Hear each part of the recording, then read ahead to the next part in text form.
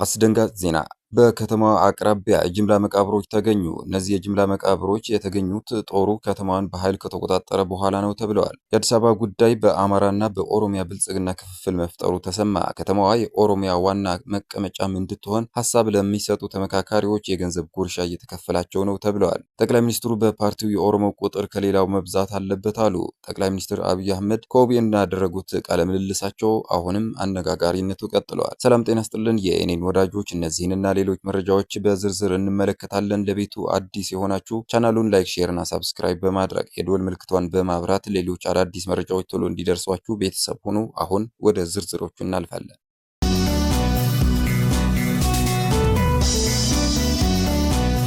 የአዲስ አበባ ጉዳይ በአማራና በኦሮሚያ ብልጽግና ክፍፍል መፍጠሩ ተሰምተዋል። ከተማዋ የኦሮሚያ ዋና መቀመጫም እንድትሆን ሀሳብ ለሚሰጡ ተመካካሪዎች የገንዘብ ጉርሻ እየተከፈላቸው ነው ተብለዋል። ኮሚሽኑ ከብልጽግና ወግኖ አዲስ አበባ የኦሮሚያ ዋና መቀመጫ እንድትሆን ጫና ማሳደራቸው ቅሬታ አስነስተዋል። የፌዴራል ከተሞች ጉዳይ በአጀንዳነት በያዘው ቡድን የተጠናከረ ምክረ ሀሳብ ለተመካካሪዎች አልቀረበም ተብለዋል። ሀገራዊ የምክክር ጉባኤ የቀረቡ ስልታዊ ቡድን ምክረ ሀሳቦች እንዲያደራጁ ኃላፊነት የተሰጣቸው አጠናቃሪ ቡድኖች በሰባት የስራ ቡድኖች ያጠናቀሩትን ምክረ ሀሳብ ያቀረቡ ሲሆን በአዲስ አበባ ከተማ ህጋዊ አቋም ዙሪያ የቀረቡ ምክረ ሀሳቦች በተመካካሪዎች ላይ ልዩነት እንደፈጠሩ ናቸው። አዲስ አበባ የፌዴራል ከተማ ትሁን በሚለው ምክረ ሀሳብ ዙሪያ ስምምነት ላይ ቢደርስም ከተማ በተጨማሪነት የኦሮሚያ ክልል ዋና ከተማና መቀመጫ ትሁን በሚል የተነሳው ምክረ ሀሳብ ግን በስብሰባ አዳራሽ ውስጥና ከአዳራሽ ውጭ ውጥረት እንዲሰፍን ማድረጉ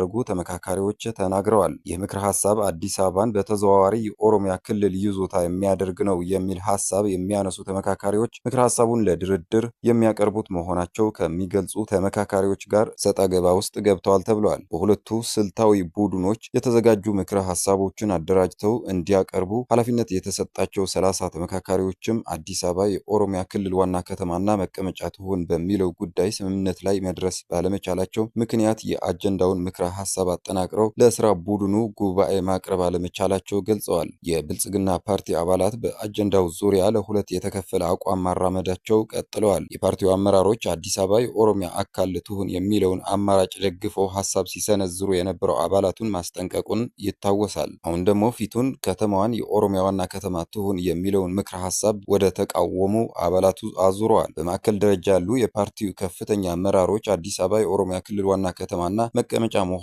በህገ መንግስቱ ይካተት የሚለውን ምክረ ሀሳብ ተቀባይነት እንዲያገኝ ግፊት ማድረግ መጀመራቸው ተሰምተዋል። ይህንን ምክረ ሀሳብ ለሚቃወሙ የፓርቲው አባላት ከፓርቲው አቋም ውጭ እየተንቀሳቀሳችሁ ነው የሚል የማስጠንቀቂያ መልእክት እንደደረሳቸውን የገለጹልን ምንጮች በከፍተኛ አመራሮች ጫና የመፍጠር ስራ እየተከናወነ መሆኑን ተናግረዋል። በተለይም በአማራ ክልል መንግስት ውስጥ የኃላፊነት ሚና ያላቸውና ከምክክር ጉባኤው ጀምሮ አዲስ አበባ የፌዴራል ከተማ ትሁን የሚለውን አማራጭ ደግፍ እየሞገቱ የሚገኙ ተመካካሪዎች ጫና እየተደረገባቸው እንደሚገኝ ተሰምተዋል። አዲስ አበባ የፌዴራል ከተማ ትሁን የሚለው ምክረ ሀሳብ ዙሪያ ስምምነት ላይ የተደረሰው አዲስ አበባ የኦሮሚያ አካል ትሁን የሚለውን አቋም ባንጸባረቁ የፓርቲው አባላት ላይ በተደረገው ጫና ምክንያት መሆኑን የሚያነሱ የፓርቲው ከፍተኛ አመራሮች ከተማ የኦሮሚያ ክልል ዋና ከተማ መሆኗን እውቅና መስጠት እንደ ማካካሻ የሚታይ ሊሆን ይገባል የሚል አቋም እንዳላቸው ምንጮች ጠቁመዋል።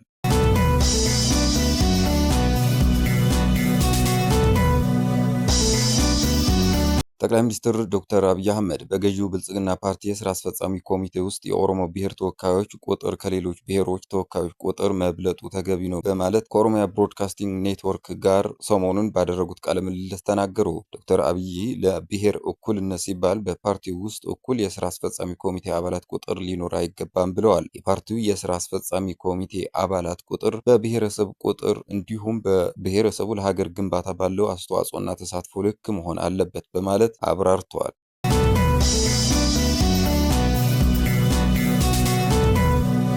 በከተማዋ አቅራቢያ የጅምላ መቃብሮች ተገኙ። እነዚህ የጅምላ መቃብሮች የተገኙት ጦሩ ከተማዋን በኃይል ከተቆጣጠረ በኋላ ነው ተብለዋል። በሱዳን ብሉ ናይል ክልል በፈጣን ድጋፍ ኃይሎች RSF የተገደሉ የ25 ሰላማዊ ሰዎችን አስከሬን የያዘ የጅምላ መቃብር መገኘቱን አንድ የአካባቢው ባለስልጣን እሁድ ዕለት አስታወቁ። መቃብሩ የሴቶች የህፃናትና የሆስፒታል ሰራተኞች አስከሬን የያዘ መሆኑ ተገልጸዋል። በኩምሩክ ከተማ የጅምላ መቃብሩ መገኘቱ የተሰማው የሱዳን ሰራዊት ካርቱም እና ጌዜራ ግዛቶችን አርኤስኤፍ ነጻ ካወጣው በኋላ ተመሳሳይ የጅምላ መቃብሮች መገኘታቸው ተከትሎ ነው። የኩምሩክ ከተማ ኮሚሽነር አብደል አቲ መሐመድ አልፋቂ በሰጡት መግለጫ የሰራዊቱ አባላት ታጣቂ ቡድኑን ከከተማው ካባረሩ ከአንድ ወር በላይ በሆነ ጊዜ ውስጥ በሰሜን ምስራቅ የከተማዋ ክፍል ባካሄዱት የማጽዳት እንቅስቃሴ መቃብሮቹን ማግኘታቸው ገልጸዋል። አልፋቂ አክለውም ተጎጂዎቹ የተገደሉት አርኤስኤፍ በከተማዋ ላይ ጥቃት በሰነዘረበት ወቅት የአጥፍቶ ጠፊ ድሮኖችን ለማስወንጨፍ ይጠቀምበት በነበረው ጀበል ፋንካት በተባለ ኮረብታ አቅራቢያ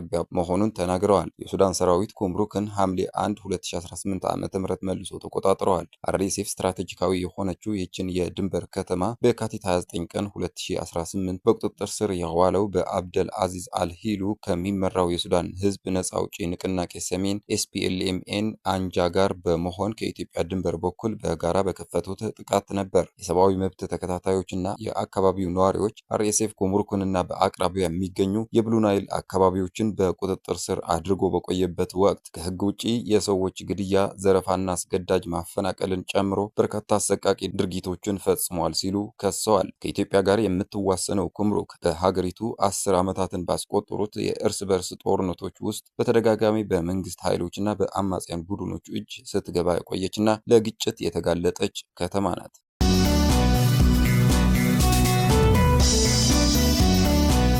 ውድ የቻናላችን ተከታታዮች ለዛሬ ያልናቸው መረጃዎች እነዚህ ይመስሉ ነበረ።